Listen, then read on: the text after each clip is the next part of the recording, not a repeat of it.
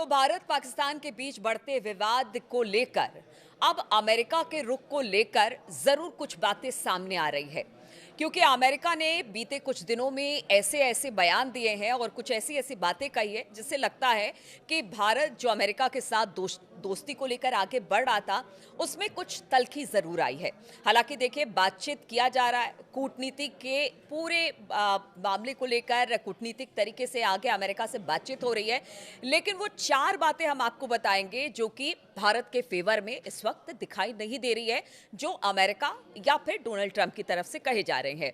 इसमें पहली बात तो देखिए, भारत पाकिस्तान के बीच जिस तरह से ऑपरेशन सिंदूर लॉन्च किया गया और फिर जिस तरह की स्थिति बनी, उसे लेकर ट्रंप ने जो युद्ध विराम इस वक्त हुआ है, ट्रंप ने क्रेडिट लेने की कोशिश की कि उन्होंने ही भारत पाकिस्तान के बीच युद्ध विराम कराया। हालांकि देखिए, जानकारी उन्हीं की तरफ से दी गई थी, लेकिन कुछ दिनों के बाद ट्रंप ने यह साफ कर दिया कि नहीं, मेरी वजह से नहीं, हाँ लेकिन मध्यस्थता मैंने की थी। तो इस बात को लेकर भी अगर भारत की बात की जाए तो बहुत सारे सवाल इसे लेकर उठने लगे कि आखिर ट्रंप को क्या जरूरत थी, ट्रंप की तरफ से ही पहले पहल सीज फायर को लेकर क्यों की गई। अब दूसरी बात हम आपको बताते हैं।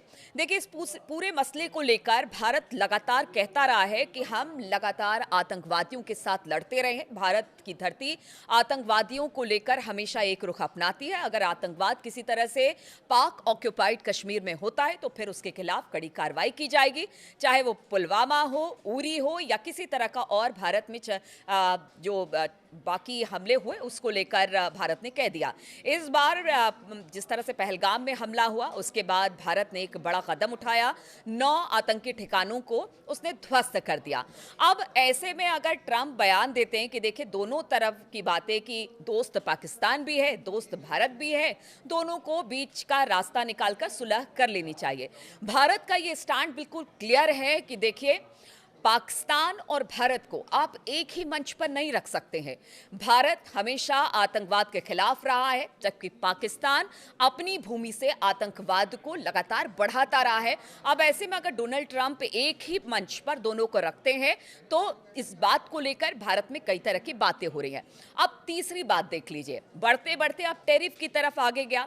टैरिफ में आप ये कहा जा रहा है कि देखिए, भारत के साथ ट्रंप ने कहा कि हमारा निगोशिएशन हो चुका है, 0% टैरिफ के साथ भारत व्यापार करना चाह रहा है। लेकिन विदेश मंत्री एस जयशंकर, उन्होंने साफ तौर से कह दिया है कि अभी इस पर किसी तरह की कोई बात नहीं बनी है, बातचीत चल रही है, एक टफ निगोशिएशन हो रहा है, जिसके बाद हम ये बताएंगे कि आगे क्या रुख रहने वाला है। या यहां पर भी अमेरिका ने जिस तरह से पहले ही कह दिया कि 0% टैरिफ के साथ भारत के साथ हमारा व्यापार होगा, इसे भी भारत ने खारिज कर दिया।